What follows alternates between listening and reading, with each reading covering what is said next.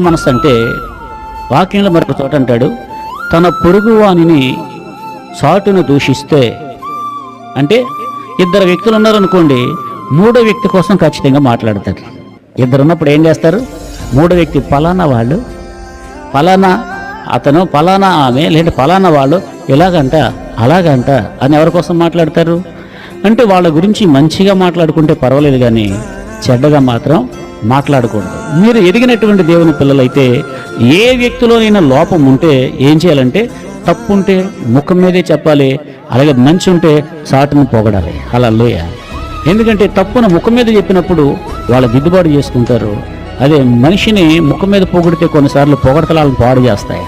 అందుకే పొగిడేటప్పుడేమో చాటును పొగడాలి, హెచ్చరించేటప్పుడేమో ముఖం మీదే హెచ్చరించాలి. ఎందుకంటే చాటున పొరుగు వారిని గురించి సనిగితే లేదా చెడ్డగా చెప్పుకుంటే అది దేవునికి